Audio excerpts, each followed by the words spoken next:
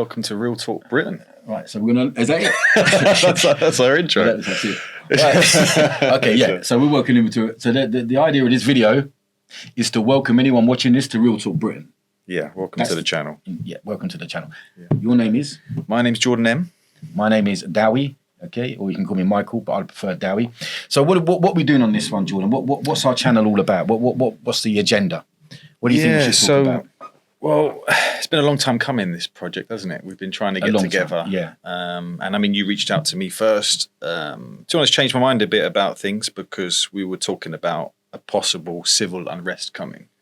Well, that's what they're talking about. It is. It's a lot of talk. You don't really hear Muslims talking about it, but you hear it amongst, But eventually they will. You know, if you keep telling a group of people that there's going to be a riot or a civil unrest against you, then it's only obvious that the other side are going to say, all right, then if that's on, it's on. We're going to go, it's going to antagonise each side, isn't it? Yeah. That's what I mean. So I think the purpose of our channel was to sort of get together and maybe take a more, not a left-leaning approach, not a right-leaning approach, but more of a scientific approach. What are the facts? Is what's being put out on social media true? On both sides, start some conversation, open up some narratives as we go with this. So at the moment, we've got this thing. There's a lot of misconceptions between communities as well. I mean, there's a lot of mistrust, and a lot of that is deliberately employed, I reckon. A lot of the, I don't like to use the terminology, and neither of us like to use terminologies and labels like right wing. So we're going to kind of substitute that for what? But people that say they are patriots. Yeah. Well, they've been labelled as far right, which historically, I was looking up that term, is from the French Revolution from years ago. Right. And in Britain, it first sort of came on the scene as almost like Nazis and ethnocentric people. Now the label's shifted across to the kind of kind of nationalistic people that we see supporting people like Tommy Robinson, which I don't necessarily think's a fair label across the board. No. Because I think it suggests far right, suggests kind of maybe a racist nationalist approach. And we can't say that everyone that's against open immigration or puts up flags is racist. No. It wouldn't be fair, would it? 100%. Some of them are. We know that some of them are. Racists do support those groups. Yeah, of course they do, we know that. But I think something you've opened my eyes up to is there's a broad spectrum of people across British people. Because historically, on YouTube, I've always done content to kind of appeal to the normal British guy, and I always saw the kind of Tommy Robinson lot as a minority group that you kind of mock. Like the football guys. The football hooligans. You kind of mock them as knuckle dragging, uneducated people, and then you try and appeal to the British public. But I think as this has gone on, and this is something we spoke about, wasn't it? You learn that the Tommy Robinson kind of belief is a spectrum of people. So some people agree to an extent of what he says, and there are a lot of unhappy people in this country. There's a lot of pissed off white people. Yes, basically. Yes, and I'm a few black people in there as well, obviously, and everything else. But with the people that subscribe to what Tommy says, not all of them subscribe 100% to what he says. Some of them go, there's like layers and levels of how much but he definitely appeals to a wide range of people, much more than we thought he did. Yeah. Much more than I thought he did as well. Yeah, he's evolved.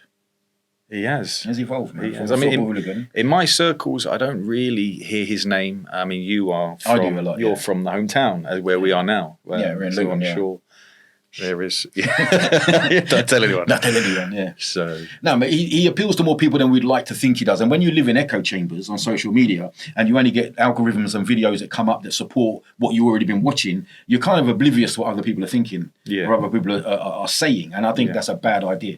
I think there needs to be more communication between communities, and we need to take away the lies and the gaslighting from both sides. But let's say for now, the people that call themselves patriots, the amount of gaslighting that's gone into gaslighting those type of people is incredible. The amount of funding and time and effort that's gone in, it's not by accident. Yeah. That these people are now suggesting that there should be mass deportations, that Islam and Muslims are the problem. They need to take Islam completely out of the country. It's never going to happen. Yeah. It's a fantasy that you're not going to mass deport everyone. Yeah. The laws of the land will never allow that to happen. Yeah. You know what I'm saying? But the effort that's gone into making them think like that, that's what we need to deal with. Yeah. Because I think that's worrying, you know what I mean? I'm amazed because we live in a time where there's a cost of living crisis, energy bills are going through the roof. A pint of milk is a ridiculous amount of money now.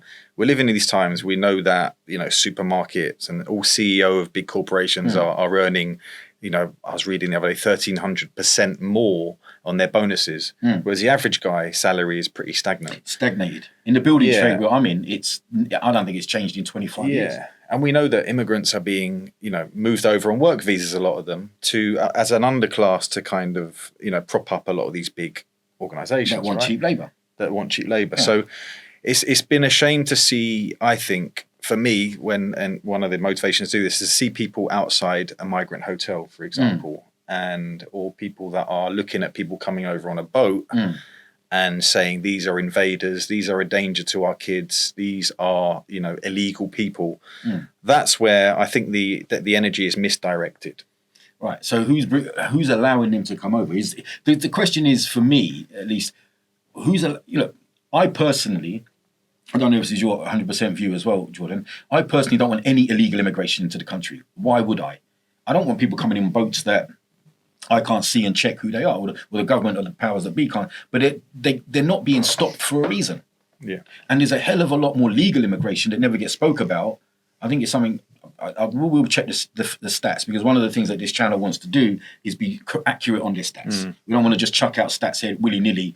You know, we want to actually give people references. But I think it's close to 800,000 legal immigration in the country, as opposed to the 40 to 60,000. So this is what the government is allowing and encouraging. But that's what they're allowed to do. Yes. They're coming over here on either study visas or work visas. Yes. Predominantly from India. The biggest group of that is Indian, okay, at the moment, all right? That's huge in number to the estimated 40 to 60,000 that come over on boats a year.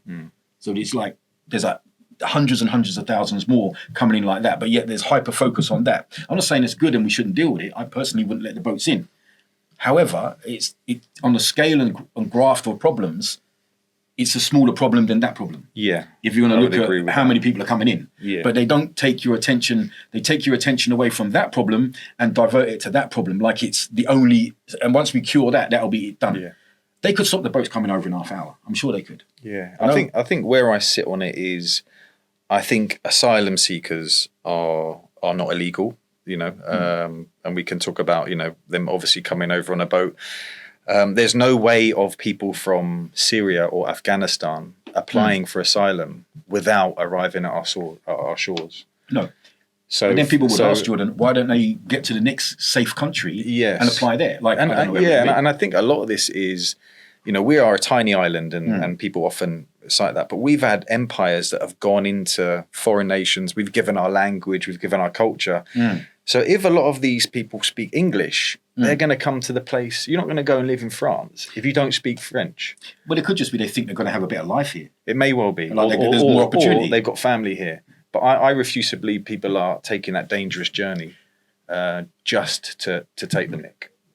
No, look, we don't know, do we? There's a lot of them that are coming over here because they think, you know what, there's a better life to be had in the UK. There's an options for jobs. There's possibilities to get housing. There's possibilities to get the fruits of that country, as it were, if we're working. Yeah. I don't think people want to come here and not work, or a lot of them work, because what's the point? You're going to make yourself poor. Even in this country, you're not rich if you don't work. Yeah. You know what I'm saying? There's a social benefit system, but it's not as great as what people think it is. Yeah. You know, people think, oh, when you're on the dole, as we used to call it, you'll be flush. You'll have, no, it's not really. It is the minimum. Yeah. So I think a lot of them do come over for financial reasons, you know, a lot of the time. But also what we've got to understand is that because of the trouble and because of the regime replacements in the Middle East, like in Libya, in Iraq, and all of these, and Afghanistan, because of the regime changes and the wars that's been gone over there, and we can look into why they started and who's benefited the most from those wars, okay, there's going to be a mass evacuation of people from those countries. Sure. Right? Some of them have gone into the neighbouring countries. Like, people don't realise that Turkey has millions of Syrians. They've taken the most, haven't they? They're taking the most. Yeah. But some of them are going to filter through Europe, and some of them are going to end up in Britain. Yeah. It's going to happen, isn't it? 100%. It's just the way of the world. Yeah. Who started those wars? Who's pulled America into a lot of those wars? Yeah. On whose bequest? And who gains the most out of it? Because we don't gain the most out of it. I don't necessarily want everyone coming into this country, because I think there's a limited amount of resources in any country you go to, especially a smaller place like ours. Yeah. But we can't keep. We have to look outside of what's happening on our doorstep and in the world because it affects us. Yeah, it's interesting, isn't it? Because when and we all fall for it, because when you see like on social media and even on the news now, you're seeing people on boats coming over.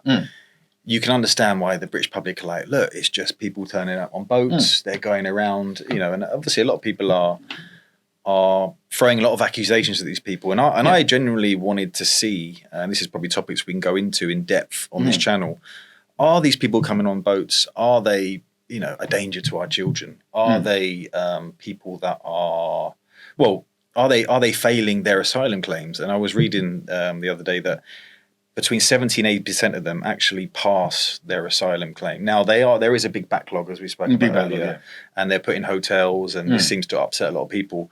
But ultimately, if people go through a strenuous kind of test to see if they are genuine asylum seekers, for me, if they pass, I don't really necessarily what the issue is in terms of when you look at immigration on the whole. You've talked about the numbers of legal immigration and stuff like that. Why do you think we are looking at the people on the boats? Yeah. And saying, look, these are the dangerous ones. These are affecting us. Yeah, I think maybe because people say, well, we don't know where they're coming from. We don't know their true age. We don't know their true country that they come from. They can say anything. So the fact that they can't be checked. I suppose if you come over here legally on a work visa or a study visa, you would have to tick the boxes to be allowed in. Yeah. That's why they come in it. So but if you're coming on a boat, who are you? What are you doing here? Wait. So there's been rumours maybe they've even been factual. I don't know. Let's be honest. But people that say they're a lot younger than what they really are. And then they get put in schools. Yeah. Just because it's beneficial for them for the asylum seeking claim to be young, not old. Yeah. You know what I'm saying? So they're clearly in their 20s, but they're telling you they're in their early teens so they can hit the school age. Yeah. And things like that. It does go on. I mean, there's always a way that people will try and play a system. Yeah. Wherever there's rules, people will try and find a way around rules, if it's to their advantage.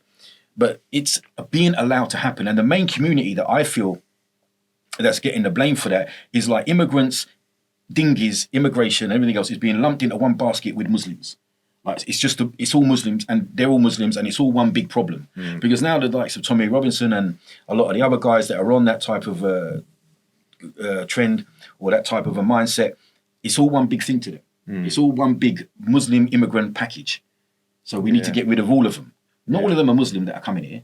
Yeah. Anyway. Yeah. You know what I mean? So they're coming on boats. The people coming from India are almost certainly not Muslim because they're traditionally a Hindu country, and Muslims and the Muslims and Hindus have their own sort of issues with each other, as it were, religiously speaking. And I think Pakistan and India don't get on that well. Yeah. Seem to be not great friends. Yes. But I think that it's all getting lumped into one convenient package. Yeah. And why is that happening? Because the Muslims, they were invited here originally. Like when you're talking about in the 1950s and 60s, they was invited over here. They was invited from India, invited from Pakistan, invited from the colonies in West Indies, and they was invited over here to help build the country. And now all of a sudden they're the enemy. When you go to a country, you don't have to adopt the culture. You have to respect the culture. Yeah. Because whenever the British have gone anywhere, they have never adopted a culture. Yeah. You can say they've tried to replace it. Look at the Native American Indians. Look at the Aborigines in Australia. They never adopted any culture. They tried to wipe that out. So I don't think that we should force people to adopt a culture, but I think respecting of a native culture is natural. Yeah. You don't want to follow it, don't follow it, but you have to respect the culture and respect the indigenous people of the land. Yes. They're not asking for that now. They seem to be asking for out. Yes. Just get rid of them. Yes. And I don't know. What do you think? Yeah, well, I guess it's. I like the fact that you touched on, the kind of witch hunt on, obviously what the people on the boats. There are a lot of political parties now, like UKIP, that are saying, Islam's a problem. There's an Islamization of everything of the country. Now, I don't know about you. I ain't seen much Islamization of my country, and there is obviously this great replacement theory that. That Muslims are taking over in numbers, and obviously, birth rates and things like that are an issue.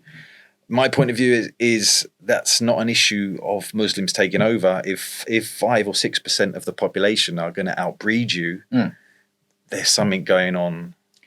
So, and we're both white geezers. We're both white, yeah. We see in our own communities we need to have more kids, right? Well, look. It's simple. I think from what I researched, the average fertile white woman has 1.4 children. Now, okay, In my Yeah. mum and dad's day, they all had big families. Look at Catholics traditionally. Yeah. You had big families, wouldn't they? Yeah. And even that's dropped. But you look at white people back in the day, it was normal to have 4 to 6 kids, Yeah. regardless of religious. Yeah? They Yeah. all had big families, didn't they? Yeah. Now they're having 1 or 2 max. And then they think, and I think a lot of that is social engineering. It's become very expensive to live in this country. So people think, well, I can't afford more kids.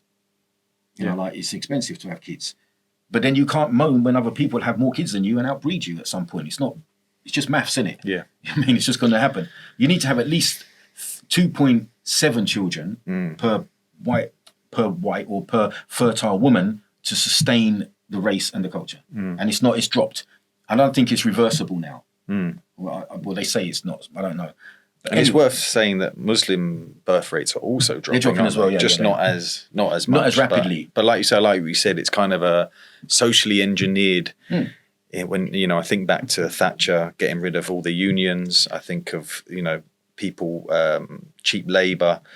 When I think back to those times, it is definitely been even women used to sort of raise their family and get a part-time job in textiles and a bit of money. So they used to do some of the jobs that we're now having to ship immigrants over to do. Yeah. And now, in current day with house prices and the way things are, the average couple need to both be working, right? Yeah, They need to because you work can take in order to. a flat in Luton, which isn't a great place to live. I'll be honest. I think a 1-bedroom flat is like £1,500 a month for rent.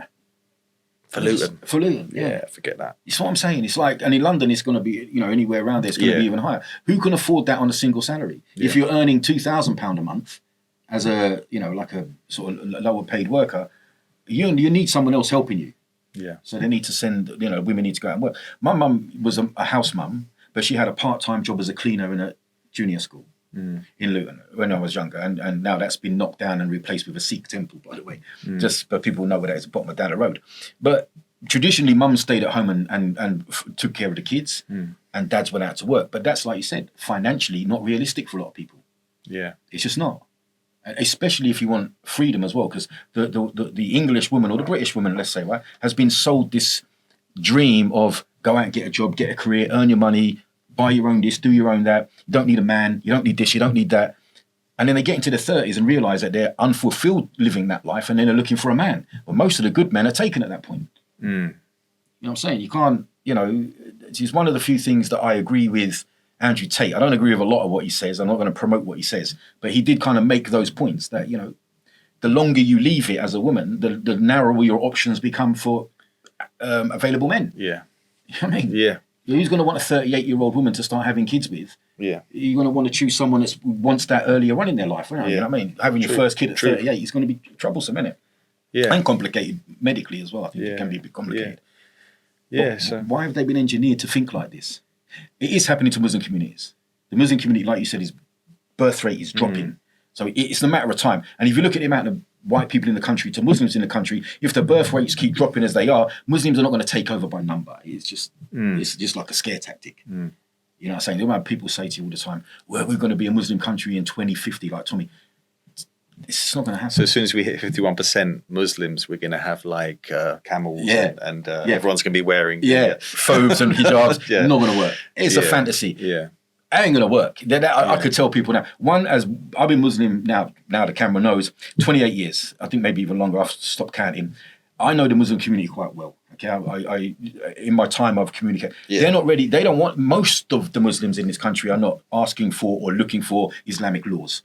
No. They're not. They're not strong enough in their own religion, in their own faith to want that anyway. And even if you go to Muslim countries, it's not predominant. They have like mixture of laws, secular and sort of religious. I would agree. And liberalism, as well as attacking Christianity, is also attacking everyone, all religions, of course, all people, all faiths. Yeah. Yeah. And this is the thing with the people that call themselves right-wing. We're going to say to them, I'm going to refer to them as people that consider themselves patriots. If you look at traditional Islamic values, and then traditional Christian values, they're the same. They're the same. We wouldn't have the alphabet people. You know, there'll be families. You know, the wife would do this, the man would do that. It's very there's very little difference between the two values. They're closer to each other than you think. They're certainly closer to each other than the left. Traditional minded for sure. Yeah, traditional minded. You know, like law and order. Yeah. You know, when people talk about the Sharia side of it, they get gaslit into believing that everyone's going to get and it's not that. Yeah. It's a tiny proportion of that happens. You know, very. Again, it's misinformation, deliberate misinformation. Yeah. So I don't see. You know, when people talk about there's going to be Sharia in the country at 2020, whatever Tommy says it is. It's like the conversation of what color of the flag we're going to put on Mars when we get there. Well, man, we're a long way from that. And there's no Islamic ruling, as far as I know, that Islam will rule the world. This is the Islamic information is that Islam will reach all of the world, not rule it. You know what I mean? Yeah. So I don't see that as being. It's a gaslighting argument, and even then, there's laws, isn't there? Yeah, I think most Muslims, like you say, are trying to practice Sharia in their own households first, their own body. before. Yeah. I agree. So we kind of, we've kind of outlined a lot of sort of concerns people have, and we invite people on, right? I would like to learn more about, because what we can't deny is that there are a lot of unhappy people in this country Absolutely. right now, and we've talked about high levels of immigration. Things we haven't maybe touched upon is maybe that does have effects on communities. I spoke to an old lady the other day, and she was talking about how, you know, her neighborhood's changed. Right. And, you know, I know people consider that necessarily, some people say that's racist and all that. That's But when I was listening to her, for her, she's used to things being a certain way. And all of a sudden, things in the neighborhood are changing, right? At a rapid rate. Yeah. That's not racist. This is just a fact. No, you know what I mean? no. It's an observational fact. And I think these are things that we have to concede are actual, you know, that's not racist. That's not racist, that's no. a reality. The only thing I kind of is against is pointing the finger at the moment the immigrant and alien, you know, making them the alien, making them the boogeyman. They have to be a boogeyman. So you see, but this is the thing what the left do. They will say anyone that calls anyone anything is instantly a racist. Like if you say, look, there's certain areas of like Tower Hamlets in London, right? it's a great point. Yeah, and Luton has this area as well. Yeah. Every town and city has its areas which are heavily populated by Muslims, whether that's Pakistani, Bangladeshi, Somali, and a mishmash of people, but they're predominantly like Muslim areas, okay? Or not Muslim areas, but there's a lot of Muslims that live in those areas, and then the shops will cater for them people, the shops will cater for them clothes, that food and everything else, okay? Anyone that even points that out is racist. Yeah. But it's 20 footsteps away from this studio, that will be the case. That's the case, you know what I mean? It's not racist, it's just a fact. And I think that sort of drags us into a real big thing that we're trying to do, right? And you know, I look back to Brexit. Yes. And I think that the reason why this country voted to cut its nose off to spite its face, and I'm one of those voters. You voted for Brexit, I did vote that, not for immigration reasons. But, you know, we are, you know, is it £1,500 a year less off per household? We're losing like $1 billion a year. I think the left really, all they did was brand the people that voted Brexit as racist. Yes. And that is a problem. I believe that's why we left in the end, because you have to, if people are banging their feet and saying we're not happy, you know, and politicians are blatantly lying to them, just hushing them and calling them racist it's lazy. Doesn't solve anything. It makes and it I guess worse. that's what we're trying to do, right? We are trying to, and that's why we're inviting people on. We're trying to get into these conversations and trying to address people's concerns, and maybe taking a middle ground, because me and you, we're not left wing, we're not right wing. No. We are looking at things in a more scientific way, where we're trying to look at what are the facts, what are the implications, what's happening, what's the way forward. Look, we're going to have common ground with people that you might not think we have common ground with. Okay, so it's not because someone says that you're a Muslim, you're pro all immigration. Not at all. Yeah. I want this country to prosper. I want this country to be rich. I want the people in it. We want our children to be safe. I want my children to be safe. I want law and order. I want good jobs, good education system, a good national health service, a good military. Because like, just in case as your Germans come back, we want this country to prosper because we live in it. We're invested into this country because selfishly we live in it. Yeah. Okay. So I don't want chaos. I don't want wars. I don't want upheavals. I don't want civil unrest. I want peace. Yeah. I think the average English, British, black, white, brown, whatever color you want, they want the same thing. Mate, just leave me alone. As long as I've got money to keep my family cool and to have a takeaway and to do the little bits, a little quality of life. We're selfish like that, isn't it? We want a good life. So you're saying, and I agree, we have common ground Yeah, of course. with people, don't we? Muslims may have common ground with a lot of these Tommy supporters. You'd be surprised. There may be common ground that we can come to terms with and maybe redirect the energy where it should be at the people that are actually causing all of these issues. Yeah. If you are constantly arguing or hyper focused on a particular community, okay, like they're hyper focused on a Muslim community, okay, I would be now looking at the people that are asking me to be hyper focused on them. What are they wanting me to miss? What are they wanting me? What are they? Because it's a deflection argument. 100%. It's a deflection argument. Now I want the British people. I respect them enough from whoever they are. I don't care if they hate me or not. I at least respect them enough to say, mate, let's put the facts on the table and have a look at it as it is. And not just as they tell us to look at it, So this is the problem when people put stats out there and they can be easily twisted and misrepresented, and we won't be doing that. We've got someone that's helping us with the stats. So I tell you what, ain't gonna be me. That's for sure. You know, when they said, do they hate us? I'm really interested because I've been on YouTube for, I don't know, about 6 years. I get a variety of messages and from other, fellow white people. I think most British people couldn't care what religion you are, but there are a certain faction that would consider us traitors and stuff. Yeah. Really, I get it all the time. but I'm just really interested to speak to some of these people and find out what's, who we are traitor to. Yeah. Are we not still fellow British people? Yeah. So what if I become a Buddhist then?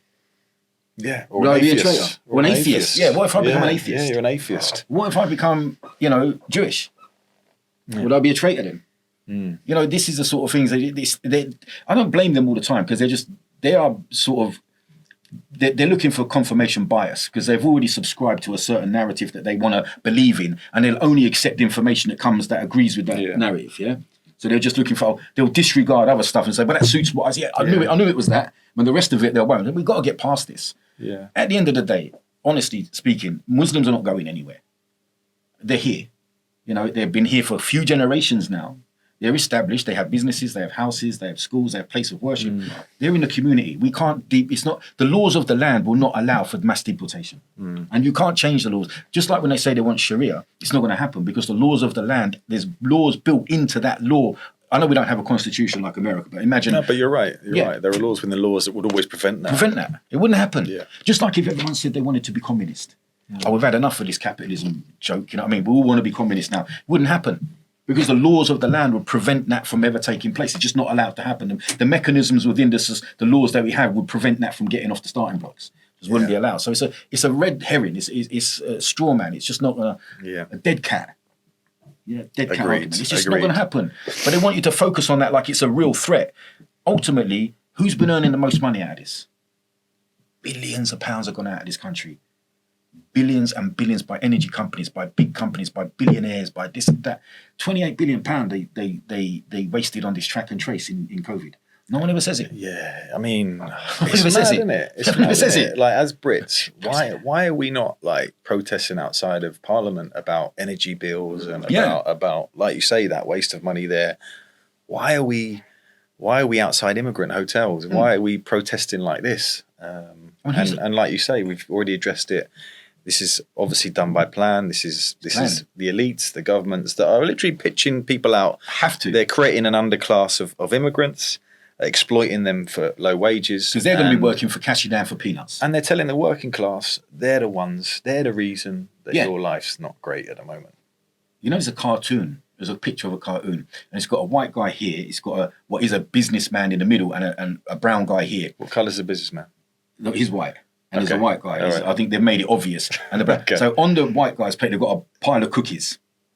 On the English guy's plate, they've got 2 or 3 cookies. And on the brown guy's plate, he's obviously portrayed as an immigrant. Got crumbs. He's got like crumbs. And you've got the other side, he's taken all your jobs. Yeah, he's taken all your cookies. That's right. It's so true. It's so true. And he's got a cart full in the middle. The very people that live in your areas that get stuck in the same traffic jams, pay the same bills, they're the ones you're asked to blame and hate. The real people don't live here, mate. And when they do, they live in areas that we don't live in. I certainly don't live in. You know what I mean? Yeah. I live on a council estate. Yeah. And I say that proudly in the sense that I've got my working class roots, not like other people that say they're working class and they actually never had a real job I actually do a real job. I've got in the building trade, taper and joiner. It's not a dig at me, is it? No, you ain't got a real job, have you? Okay. Have you got a real? It takes all sorts, innit? You know, but they play on this working class thing, like Tommy Robinson will play on this working class. Mate, you've never had a job. You know what I mean? What job have you ever had? Working class to me means someone that has to work to pay bills. Okay. I don't know. I don't care whether you earn more money or less money than me. Yeah. If you stop working, you can't pay your bills. Yeah. Right. So how long would it be before you stop working before you could pay your bills? 2 months, a month, 3 months, something like that. I don't know. But for me, it would be like a month at the most. If I don't do, then that's it. So I have to work. I've got no choice. Right? Because that's, you know, I have no problem with it. You know what I'm saying? I am what I am. But when they hijack this, like that Farage, all the working class, he's not work. He's never been one of them.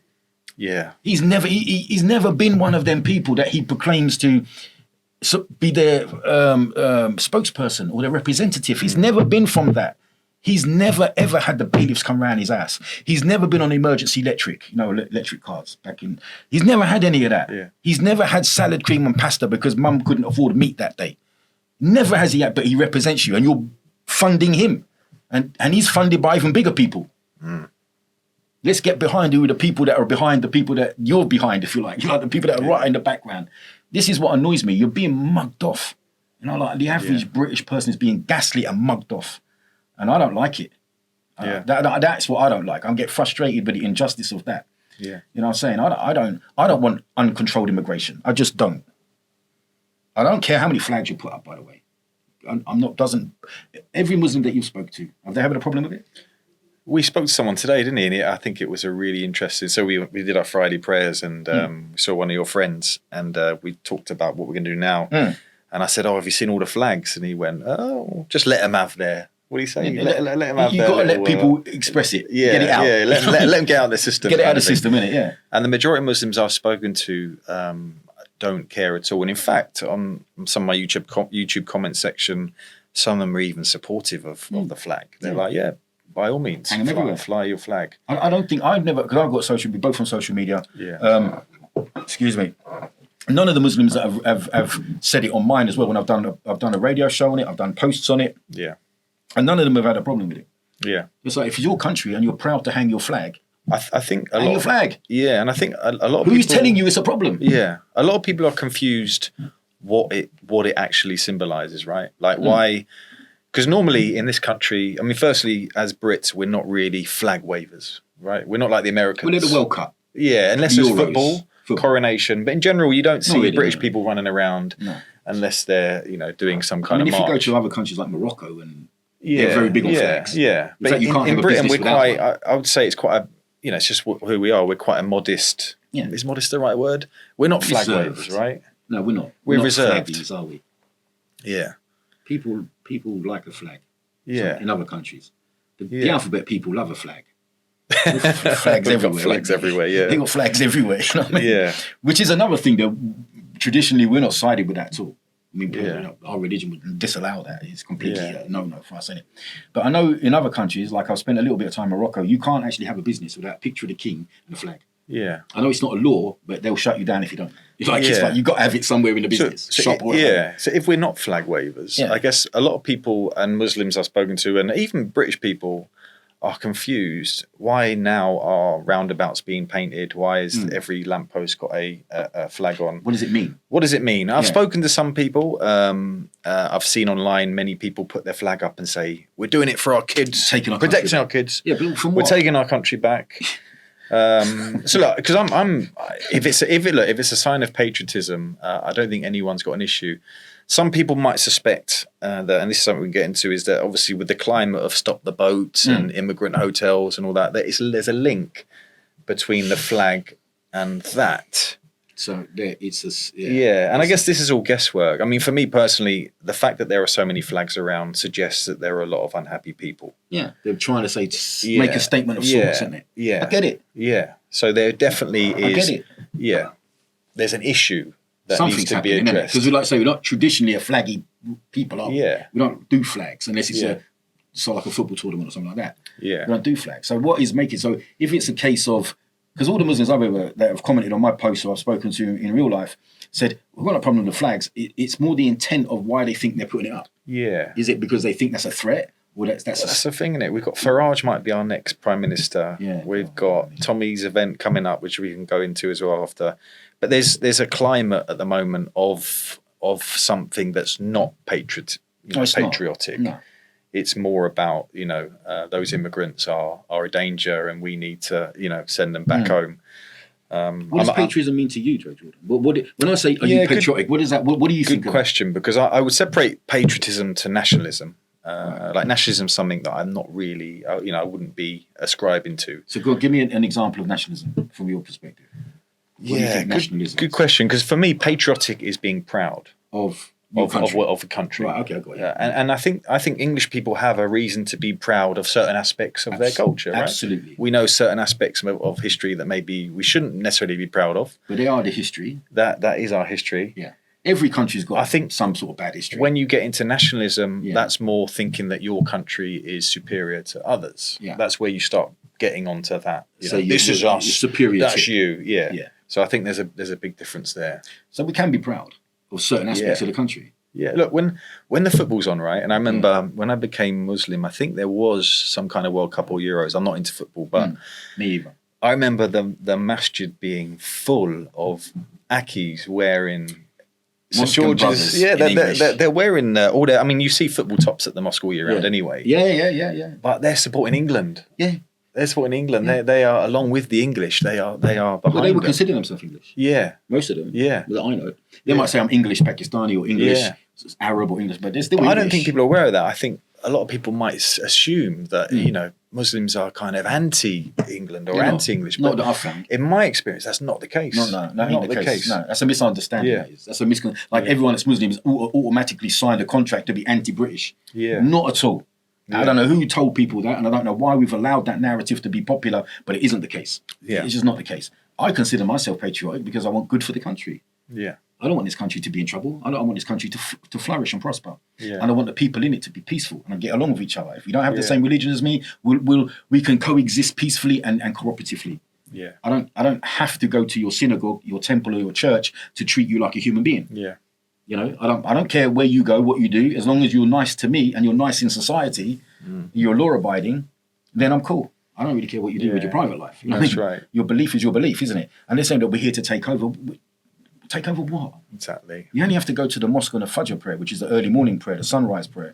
It's not full up, mate. You know what I mean? We're not getting anywhere with that. So it's. I'll tell you what I'd like to see. Because look, the flags are being put everywhere, and they're trying to make a statement. For me, I would say, put the flag down, put your beer down, start going to church more. Yeah. Start going to church. And have at least 3 kids. Go to church. Yeah, and have 4 kids. At least 3 kids. Go to church. Yeah. 4 times in a row. Every Sunday, and then come back and talk about we want our Christian values. Yeah. Walking around putting flags up on poles and stuff don't help. It does. It's not really. Anyway. Yeah. Whilst I think, like I say, I understand that there's a lot of peed off people. Is it really giving them? Is it giving them what they're trying to do? The strange thing is, I'm going to ask you the question.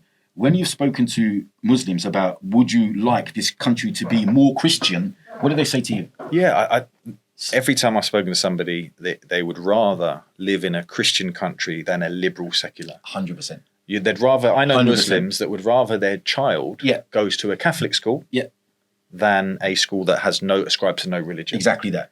Because the values, the traditions, and all that are going to be there. The morals, and everything else is there, isn't it? Yeah, exactly. Yeah. People think that we want to it's like no.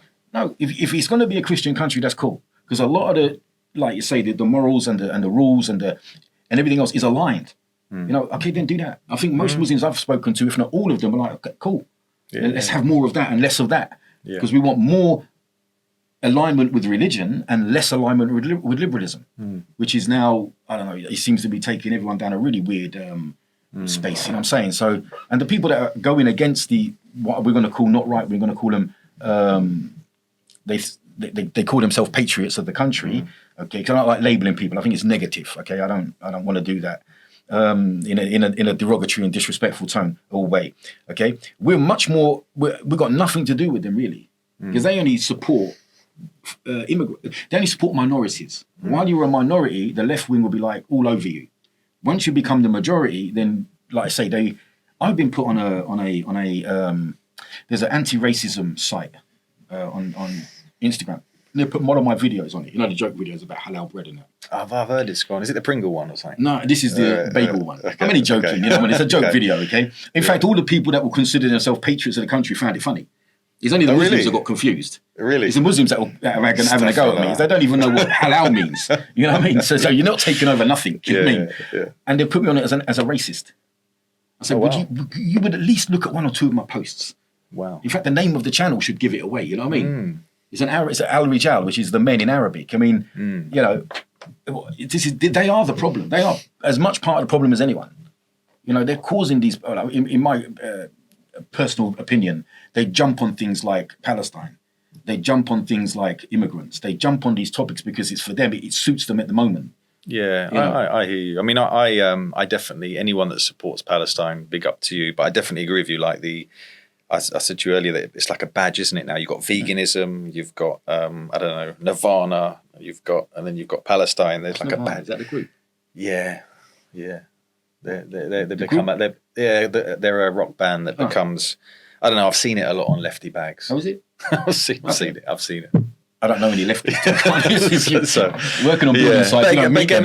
look, we said not to label far right. You know, maybe it's the same on the left. You know, we won't label them. We're just talking about certain people. Yeah, I shouldn't label all of them like that because some of them just will be called left if they just have more liberalist views. Yeah. They're not all the way over there, are they? Yeah. They're not far out. So yeah, again, labels don't work. Labels don't help. It's like calling us extremists, Muslims.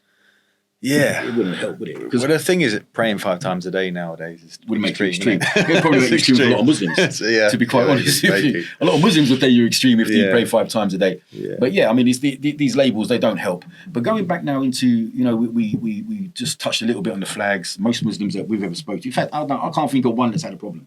So I don't know any. It's not In most, fact, most of them No. are oblivious as to why people's even talking about it. Yeah. They're just confused. It's like you put So the these message flags, is lost with the Muslims. Yeah. They have no idea. if it's meant to upset them, it hasn't worked. It's not worked. Haven't not done that worked. job, guys. It's not Okay, worked. I don't like Yeah. when they paint the cross on the roundabouts because cars and people drive over it, and I find that disrespectful. Yeah. And I'm not even a Christian, Yeah. obviously. You know what I mean? But why'd you do that? Hang a flag up if you want to, but why are you painting it on and, the and a ground? flag is, and it's only a small point, but a flag is meant to go to the top of the pole. If it's halfway down, it's a half-mast flag that actually represents Something like somebody's that. died. Yeah, so like it's a mourning thing, Somebody's isn't died, it? yeah. It's like someone's in mourning But for look, yeah. But look, I think people get the message with the. You know, people get the message that people are upset. I just think it's not really clear as to why and who with. and who with. Well, they're upset with Muslims and migrants. at the minute. Yeah. And I don't think either of those two are to blame. Although, like I've made my position clear on immigration, Yeah. you know, that's probably not shared by many Muslims. But I think, okay, No. until we get a grip of this situation, probably a good idea not to bring any more Well, in. here's where I kind of sympathise with the so-called patriots, and not just patriots, but British people in general. Politicians for decades have continuously come in to say they're going to reduce immigration, and it's gone up every single time. Every time. So they're being lied to. Yeah. Blatant lies, Brexit lies as well, and all these things. So people are annoyed. The People are Brexit- peed off. So I think these flags are a little bit of a Have a go at them. yeah, it's like, and I'm hoping some of it is towards the government, and Yeah. they've lost trust. You know, the reason why we can get a numpty like Nigel Farage as a possible candidate to be our next leader I think it is because probably all will the be. other ones have failed. Have you seen? Miserably. Did you see Keir Starmer saying, "Yeah, I've got a flag in my garden"? The guy's doubling down completely because he's the one that firstly labelled them all far right. He was sticking a lot of them in prison and stuff. And now to appease them, he's saying, actually, yeah, the flags are fine. Yeah, but this is politicians all over. Stands for aren't absolutely nothing. Nothing, stands for So nothing. Keir Starmer, I mean, yeah. they? Yeah, Keir Starmer. And look, none of them have been any good. Yeah. You know, all the politicians that we've had in from Conservatives to Labour, they spend all their time while they're not in power telling you what they're going to do when they get in power, and all their time in power telling you why they can't do what they were going to do. I mean, the flip-flopping on Palestine, Keir Starmer did, I can't forget, because remember, he's the one that said he justified cutting off electricity And water. to Yeah, Palestinians. He that's goes, right. well, you know what? There's a right to defend themselves. And then now, if you look at him now, he's talking about, you know, cutting ties with Israel. You can't do that. You can't do Do you know that. what I mean? Again, Do you know this what I mean? is just populism. Yeah. Because at the end of the day, it really only matters what America say. Yeah. And America, in my opinion, and it may not be the opinion of you, it may not be the opinion of a lot of Muslims, but in my personal opinion, it's like America is the United States of Israel, not the United States, because they really make a lot of the major decisions out there, especially on their foreign policy. If you look at this Netanyahu, everyone he said that they need to overthrow, America have gone in and overthrown, and the Americans are getting fed up of this. So every war you want us to get into, we get into it, and all it does is it costs us more problems and more money. Why are we giving? This is the Americans talking now. Why are we giving you billions of dollars every year for what? Well, we got our own people that are living on, streets and struggling and everything else. So at some point, people have got to wake up. At some point, people have got to open their eyes and go, mate, this isn't how it is portrayed. This isn't how they're pushing it. And I don't think even now, I think it's getting harder and harder for certain people to deny it. Because when you got a lot of the Americans are calling this out now. So I let them deal with it, because it's just, for me, the frustration is the injustice. Not just about what's going on in Palestine, but what's going on around the world. A lot of these countries, even get right into it when we go into African countries, but they're taking, the world banks invent money, lend it to governments, and then take actual value out, like diamonds, gold, oil, gas, tin, copper, land. They take actual tangible wealth back for lending you nothing. For inventing, printing money, as it were, or just inventing numbers, lending it, and then taking real stuff back in payment of it. How have we allowed ourselves to get into this as a world? How is Africa, which is the richest continent mineral-wise on the planet, and it's a lot bigger than it looks on the map, by the way, how is it poor? It should be a superpower. It should be a financial superpower, but it's not. We're paying. Where does all this money go, Jordan?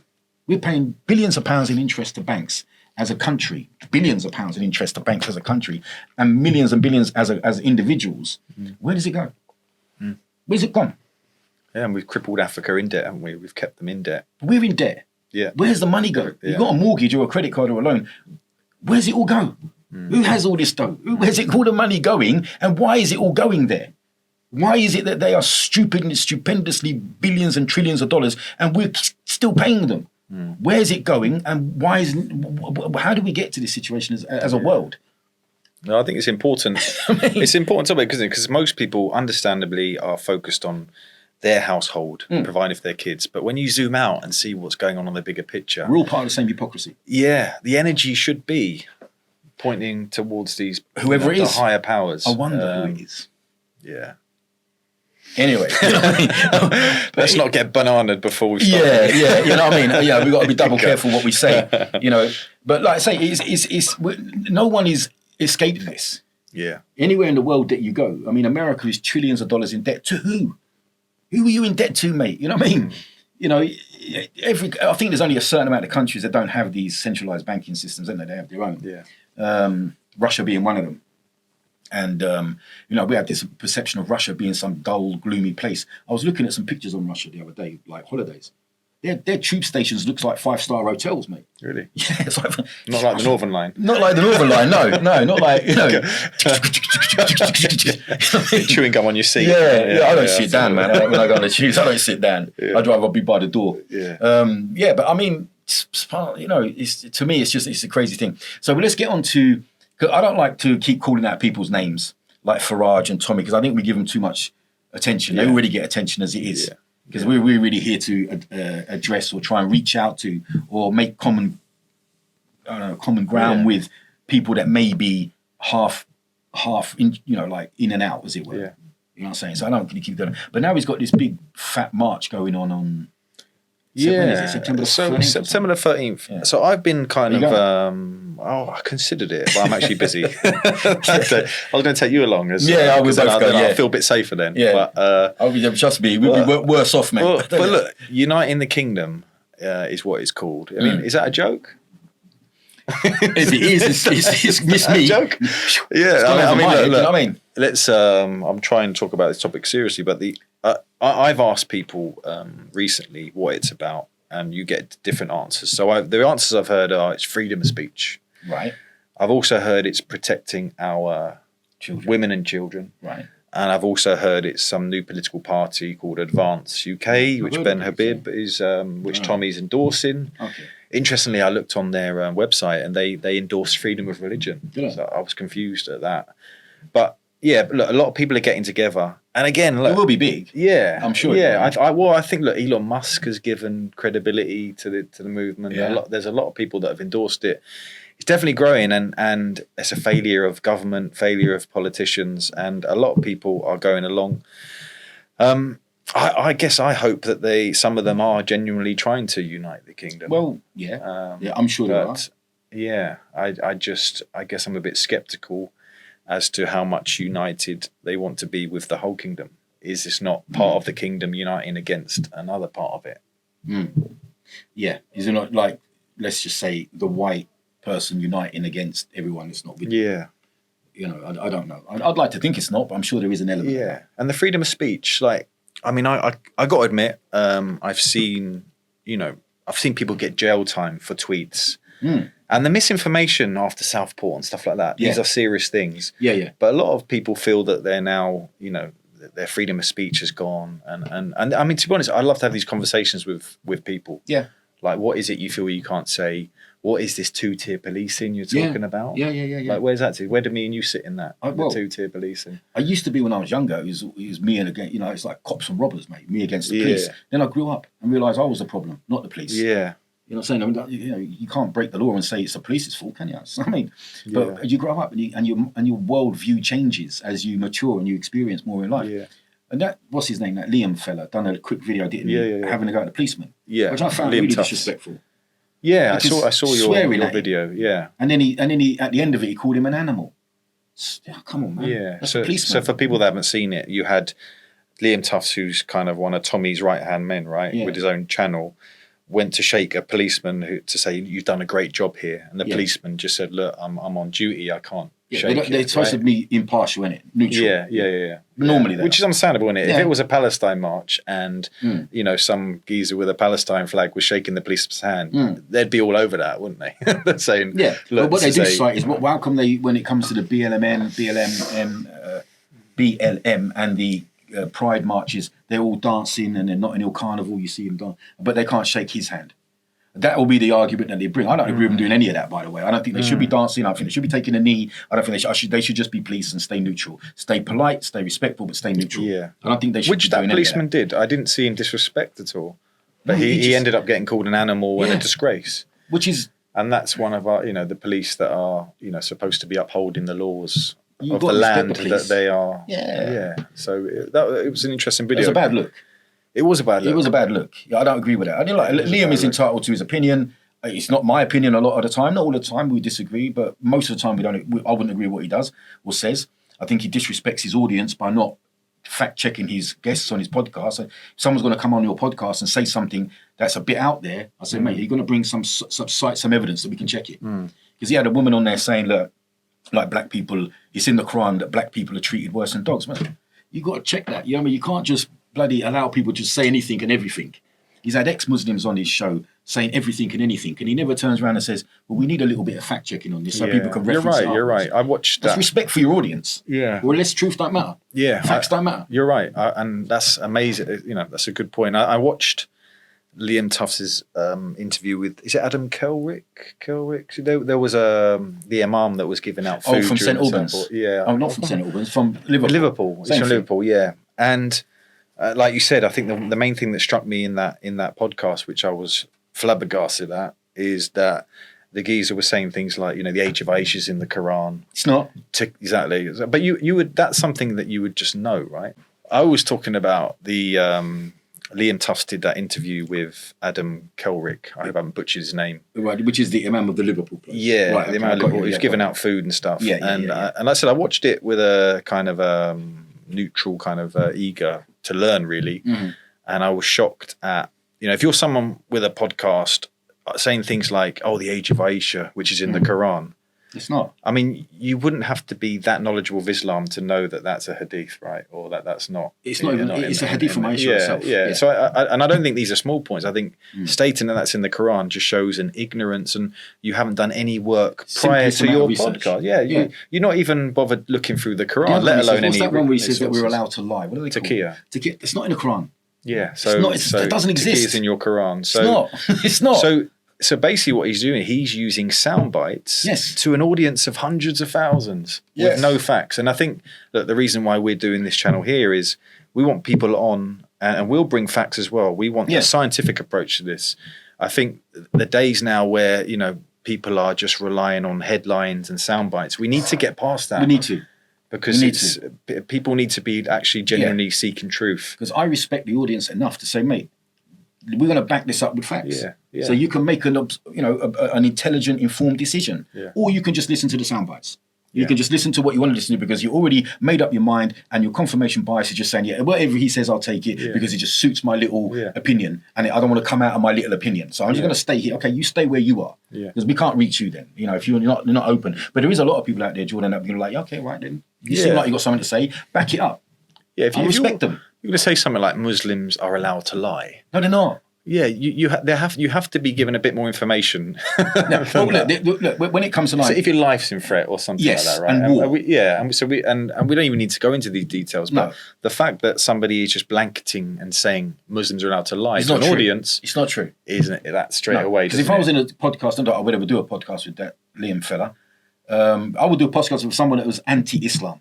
I would do a podcast with someone that had an ideological or a difference of opinion, but it have to be respectfully based. Yeah. You can't just make slanderous things about my religion, and I'm going to sit there and wipe my mouth on it. I'm not.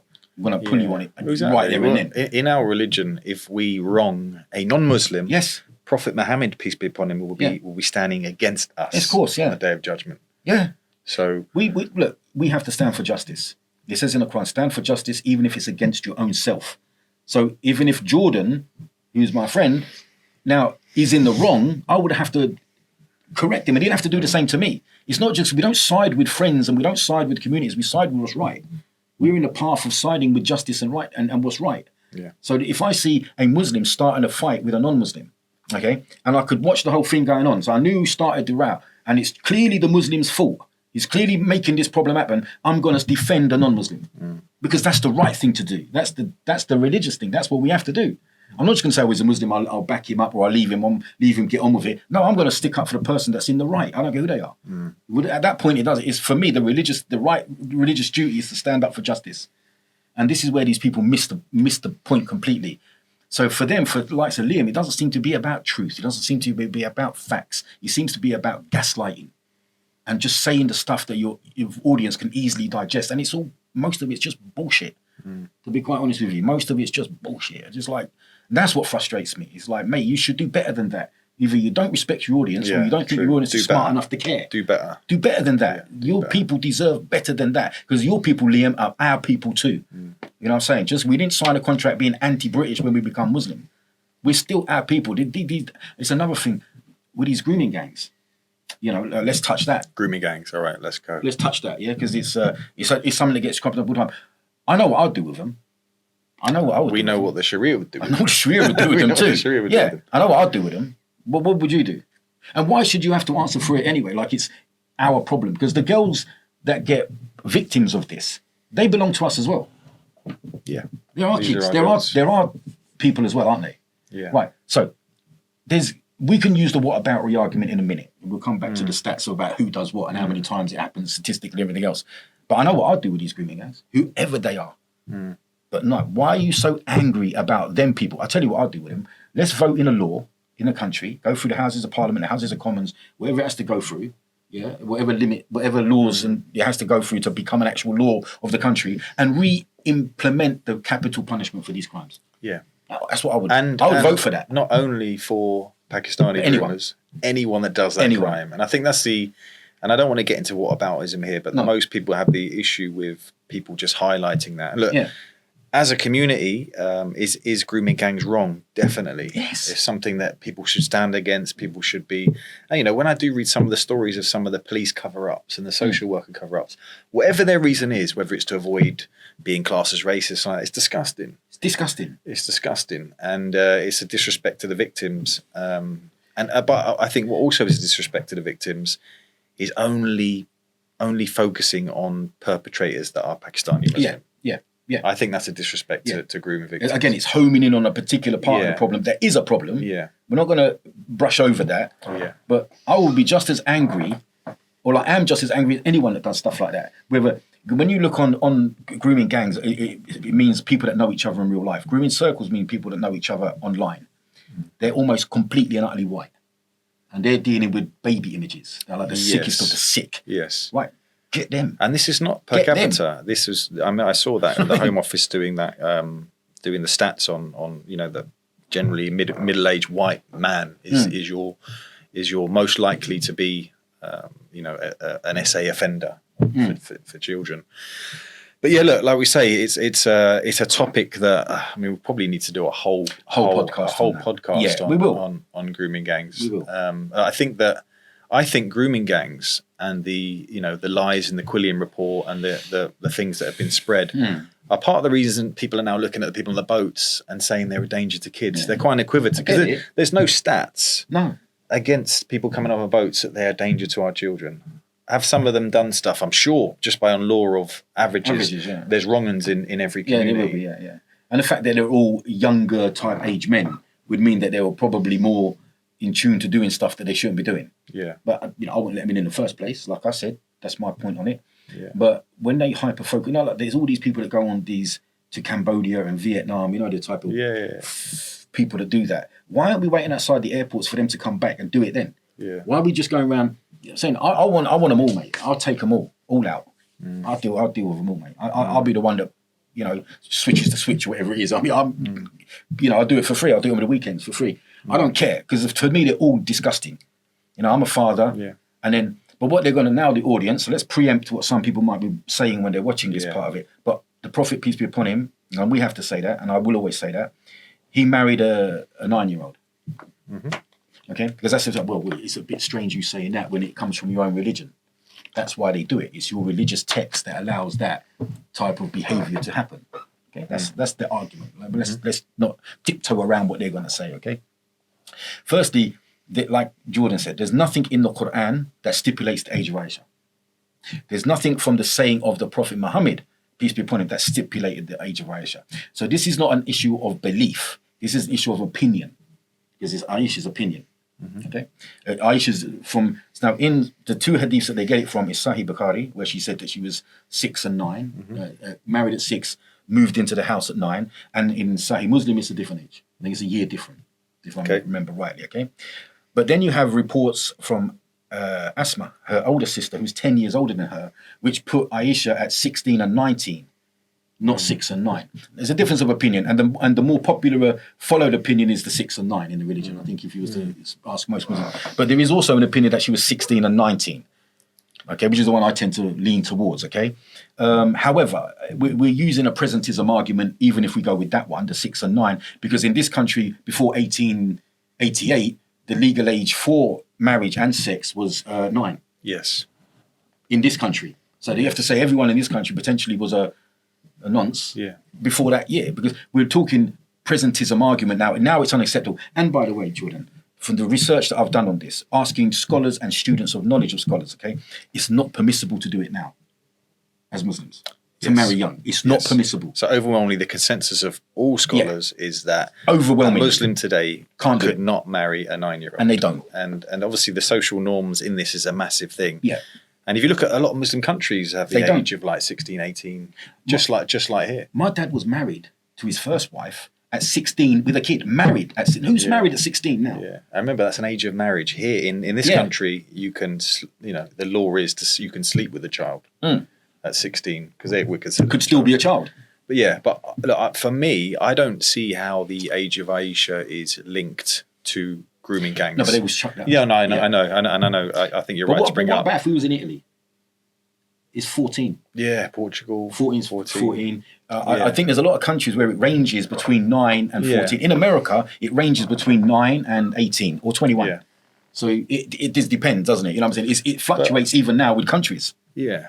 But exploiting girls, giving them alcohol, giving them presents, giving them drugs, that's not Islam. Sleeping with them, and stuff like that. That's far against any Islamic teaching. Islam is not the reason for that. It's the cure to that. Yeah. So if these guys were practicing Islam, they're not. No chance are they going to be doing any of this stuff. We're not even allowed to be in the room free mix with them. Yeah. Could I shake your wife's hand? No. Not a chance. We're not allowed to do that. So never mind grooming them and all this. This is like, that's everything that the religion teaches you not to do, that they're doing. So don't blame the religion, blame the sickos that do it. Because they're at that point, they are not following their religion. I don't care what you think about the age of Aisha. That's not according to the religion. They're not allowed to do that. Islam is the cure for that. It is the cure for them stopping that. Because in the religion, not allowed to go near the woman. If you're not married, you're not mahram to her, she's not in your family, you're not allowed to be free mixing. Never mind all the other stuff. But this is what I wanted to bring up, the age of Aisha, because it will be. Yeah, it's a thing, isn't it? I agree. Yeah, it's a thing. But the stats show, right, and people are going to be upset with this, and it is what it is what the stats show. If you line up 10 Pakistani Muslims and you line up 10 British, English white men, there's more likely to be more child abusers in that white lineup. Yeah. But what? I agree. The stats don't do back what you're saying, but people will look at proportionate representation. So if like the Pakistani community, for example, make up a certain percentage of the country, 6% or something, but they make up a disproportionate amount of that crime. Agreed. Yeah, that's what they're saying. But the stats take that into consideration. The stats say this is, not per capita. This is actually is the case that. But this is the thing with stats, though, isn't it? Sometimes you've got to be careful when you say them, because sure. stat. Yeah. So we will be on our channel, inshallah, God willing. We will be. It pops out sometimes. You know what I mean? Ben will probably edit that. Yeah. We will be giving you stats to research. Yeah, we will, because I think we owe that. Yes. I think if we're going to separate ourselves from the gaslighters and the other people on both sides, because I've made videos personally on my channels that have been there just to appease the Muslim audience. And they haven't been helpful for building bridges. I know I've done it. I know Jordan will say the same thing. I'm not happy about that. It is what we did. It's what I did at the time. You get social media is like a cruel mistress. She drags you into places that you wouldn't normally go. Yeah. Okay, but now is not the time for that, Jordan. Now is the time for us to be mature, have some common sense, and deal with it. Exactly. I've made mistakes on social media. Yeah. But if you was to bring now somebody, and we're not here to defend groomers, are we? We're not here to defend Muslims that behave badly. I say we're not here for that. We're here to for the middle ground. Look at what the facts are. I'd smash them up, mate. I know I would. I'd get angry thinking about. We're not. I always say in my videos, practicing as a condition. Practicing Muslims. If you are not a practicing Muslim, I'm not interested. I don't care. You know what I mean? If you're not praying 5 times a day and trying your best to do your stuff, I'm not interested. I'm only interested in the ones that are trying. I'm not. You lot don't bother me. I'm not here to defend anyone. Yeah. Our religion doesn't ask us to do it either, by the way. Yeah, that's right. Yeah, but we're not here to defend what's wrong. Yeah. On any side of the fence. You can't, can we? If I've done something wrong, you'd have to call me out. Yeah. But I think we're going, into a place now where communities are just being ever more separated. There's this lot over here, and I was part of it, making content, which is, mashallah, brother. And you got this lot over here making content. Yeah, we want our country back. And all that's happening is that we're just coming further and further apart. Yeah. And I've definitely been guilty in the past of making content that is probably just, not going to say bias. No, I'm not going to say bias. But I've definitely been guilty of just maybe mocking maybe these so-called patriots, and maybe not taking anything into consideration. And look, that minority of people has grown. Some of them are just racists that we don't really want to affiliate with. They're just spreading hate. Yeah. But some of them may be people that are just been lied to, or maybe people that are just looking around their neighborhood thinking, why is this like this? Yeah. Why is that like that? And they're the people we're trying to reach out to and actually, get some of them on and actually discuss some of these issues with them. What do the facts say about this? I'd love to do that. Is what you're being told true? Yeah. What can you base But sometimes people will cite their own eyes and ears. Like say, well, your stats say this, Jordan, but my eyes and ears and my anecdote, my lived experience tells me that Bethnal Green and Tower Hamlets is very different to what it was 30, 40 years ago, mate. And do you know what? It's true. But do you know what? If you're going to ignore facts, it's going to be very hard to help, isn't it? Yeah, we're going to ignore facts. But however, there's emotions in these. Yeah, there's emotions in it, but it is a fact. It's not a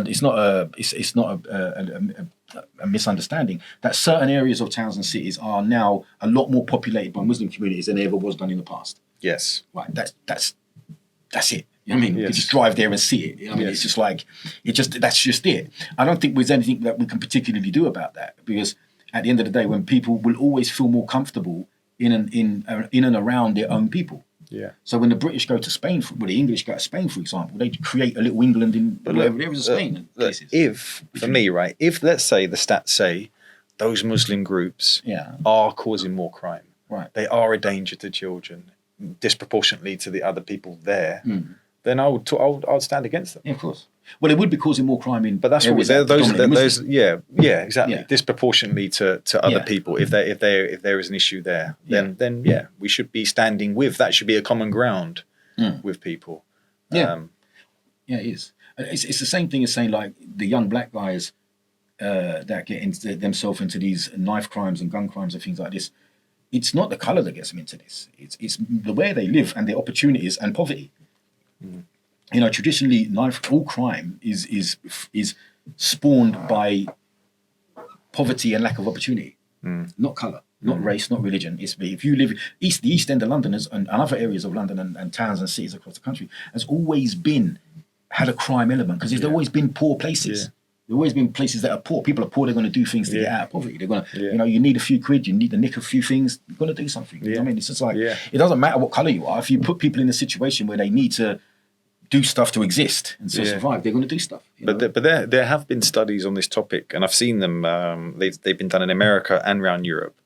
That immigration, on the whole, reduces crime of neighbourhoods. And that's going to get somebody going to go, what do you mean? Because obviously, like you said, many immigrant communities are stuck into the crime places already. That's something that's different. Well, of course they are, yeah. But generally, an immigrant that comes over is generally someone that's normally religious, normally traditionally minded, and normally hardworking.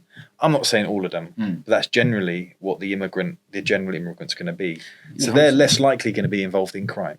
And also that's what the studies are showing. There's also that thing where you don't go to another country and start a problem for yourself. You know? If you're an illegal immigrant, you ain't going near the police. Not really, no. You're not going to want to get yourself nicked over a bit of a parking space or something like that, are you? So, yeah, I mean, traditionally... But that goes against the narrative, innit? When I looked at that study, I was shocked myself because I'm like, everywhere I go, it seems to be that everywhere I've read up to now, it seems to be that, you know, immigration and crime is linked to some kind of raising factor together. And that's not the case. That's not what the studies are showing. Yeah, but what the studies show and what people are being told, you know, a lot. And the people that are most offended by or most supposedly threatened by immigration are the people that are least affected by it. You know, these are people that live out in the sticks. They're people that live out in Cornwall and live out in areas where, traditionally speaking, you don't get that many, you know, immigrants and stuff like this, or people from another background, let's say from Pakistan or Bangladesh. They tend to live in towns and cities. They don't tend to live out in the sticks. So, but these are the people that are more peeved off about it than the people that are living with them. You know what I'm saying? I could make a whole podcast on problems with the Muslim community. I'm not going to say that we haven't got our idiots in our community. We do. They exist.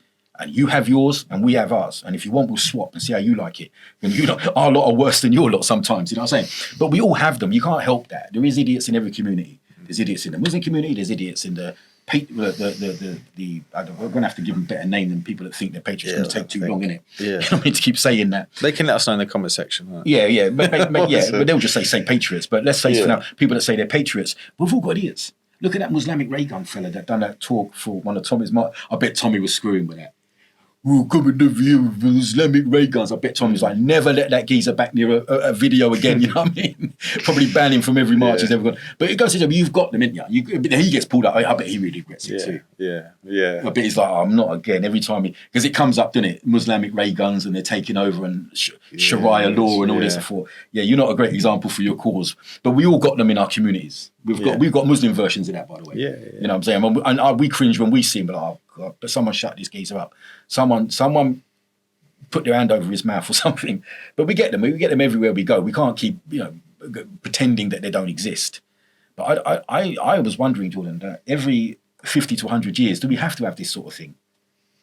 I've heard that. Yeah, I think someone else said that actually you might have said it to me already. But where this is kind of burst.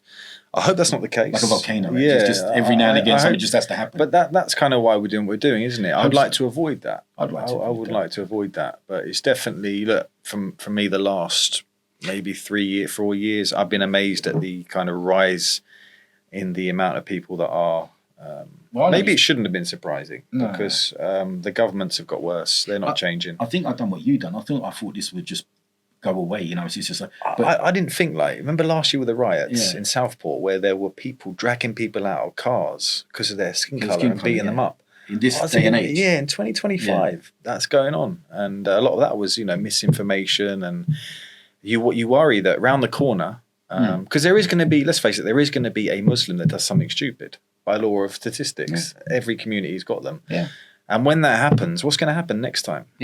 We've got people waiting like this, Yeah, it'd like be this, the perfect moment right, for them. look what wouldn't a it? Muslim's done. Yeah. And you're going to have, public outrage and people that already don't trust the police, don't trust the politicians. How are you going to control Well, I them? don't trust politicians either. No. How are you going to control these people that start? Well, you're not. To some extent, they're going to be uncontrollable for certain times, and there's going to be things that go on where you can't control everyone all the time. And then there's the thing that that means that they bring in tighter laws and ID cards and all these stuff gets bounced around. I don't know. An ID card personally wouldn't bother me because I don't do anything to be worried about. Yeah. We're on camera everywhere we go. I've got a mobile phone. They can probably track me where I am anyway. But people get frustrated about, I don't want more control, It doesn't really bother me, to be honest. I don't like the idea of them, I don't think. But they'll say in order to get a grip of the migrants, everyone should have an ID card. So if you haven't got that, instantly there's a problem. Yeah. But, okay, if that's what they want to do to get a grip of the problem. Personally, I'm not overly comfortable with it, but at the same time, there's not much you can do if they implement it. And especially if they bring a reason for it like that. So... Yeah, I think there's a whole nother topic in it. We could get into that. A whole nother topic. Yeah. We don't want to open up every kind of worms. Because to be honest, Jordan, yourself and I. Yeah, that's very impressive. That's Grammar, Shakespearean. That's almost perfect. So we don't need to do this. To be honest, no one would know that we were Muslim walking down the street, would they? No, unless Not they've seen us necessarily. on YouTube. Then we could literally blend in anywhere. Yeah, I could blend in. I could put one of them Stone Island things on. Smother on. It's just you'd never know it was me. But no, we don't have to. We're doing this because we're literally, and maybe even metaphorically, maybe even literally putting ourselves up on the firing line to be unpopular at very least, because we believe. I'm sure that Jordan believes as well that there's a need for this. There's a need for common sense to come into the picture now. Yeah. And there's a need for people to actually sit down and have a proper conversation. So we would welcome if someone was on that. Maybe not Liam. I think he's a little bit too far gone. I don't like the whole disrespecting our Prophet, peace be upon him. I can't deal with that. So that for me wouldn't be a goer. I don't think I could do that. Tommy as well. I don't want to talk to Tommy directly. Again, I think there'll be no point. It's just too far gone. The facts and truth.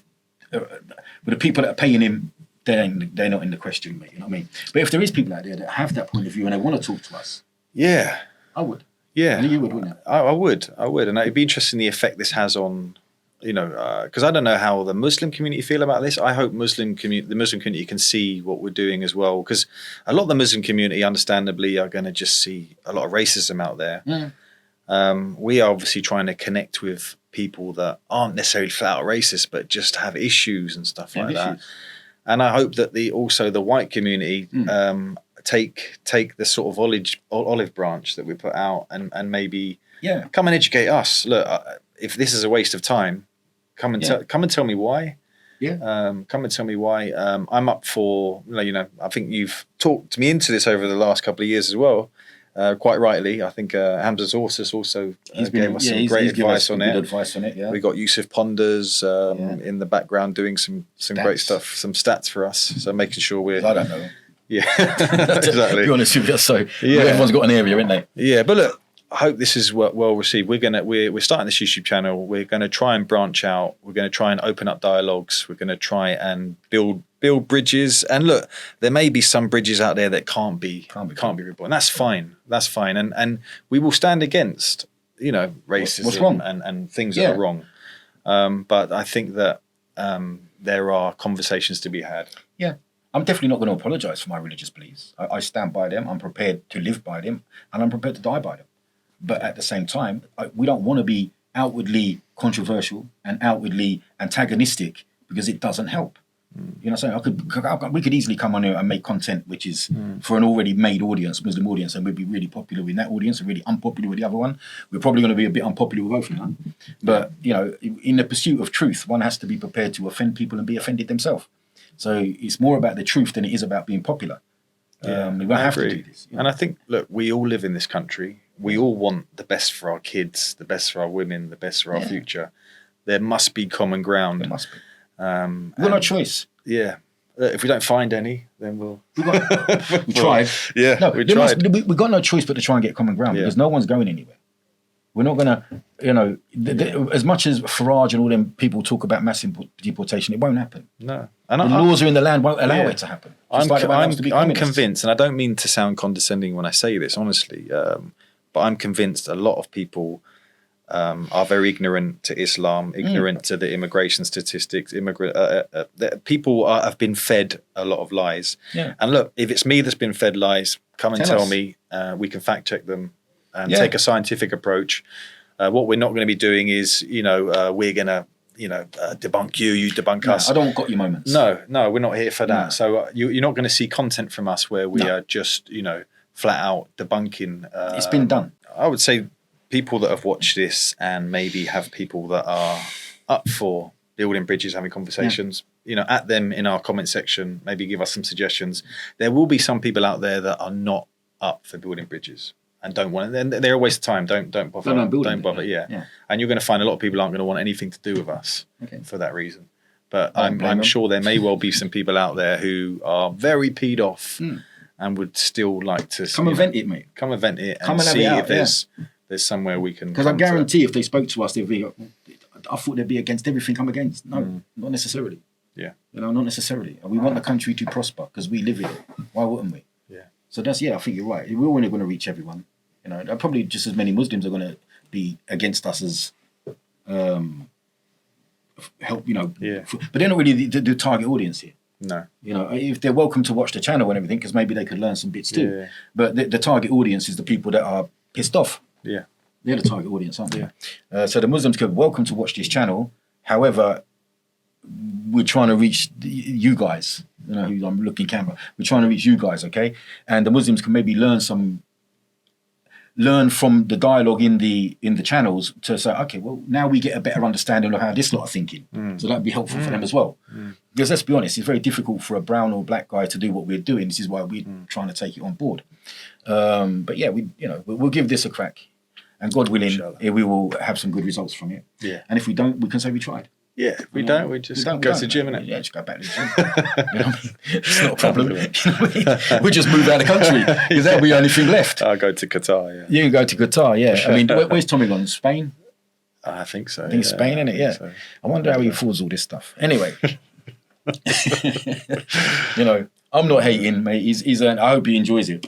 His money. Yeah. Because he's got a long journey. We believe in an afterlife, mate, so you're accountable. Yeah. We're accountable for everything we say, and everyone's accountable for everything they do. So, enjoy what you got when you can, mate. So that's what I'm going to say. Yeah. Hello, my name is Jordan M. I am part of Real Talk Britain. I have done this with Brother Dowie. We've come together because we feel that there is a need for challenging the narratives out there. We feel that there is potential civil unrest coming. And so with a lot of annoyed people in this country, a lot of people that have been lied to, we're going to be trying to take a scientific approach to this channel, bring facts, bring people together and see if there is any common ground or anything like that we can come to. I look forward to it and I hope you guys enjoy it. The stuff we're doing is taking time, equipment, even the studio I'm sitting in is, at the moment, we are self-funding. If you want to help us and help support the costs of all this, then please donate in the link below. Okay, so my name is Dowie. I've been called other names, but Dowie will do, or Michael, okay? I'm a 55-year-old builder, a self-employed builder that lives in Luton. I do a little bit of personal training on the side. I've been a Muslim now for about 28 years, could be a little bit more than that. I'm losing count. So the reason why I've come together with Jordan M to do this channel is basically both of us feel a need that the communities, i.e. the Muslim community and the people that are consider themselves patriots of the country are being driven ever further apart.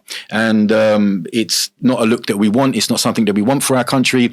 So we're coming together now to try and build a platform where we can reason with each other with logic, with science, with understanding and respect. Okay. And try and build some bridges within communities. Okay. That's the intent of this channel. Okay. It's a passion to try and do the right thing in life.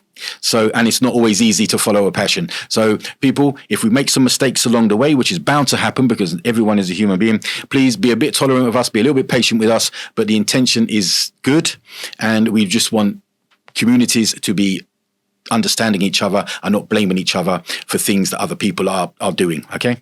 And that's that. Okay. So this is a reminder to the people that are watching this channel, especially the Muslims. So we are taking this on. Jordan and myself are taking on these platforms to try and build bridges in the community between the Muslim community and the non-Muslim community, basically. Okay, so it's kind of like a dawah project. Okay.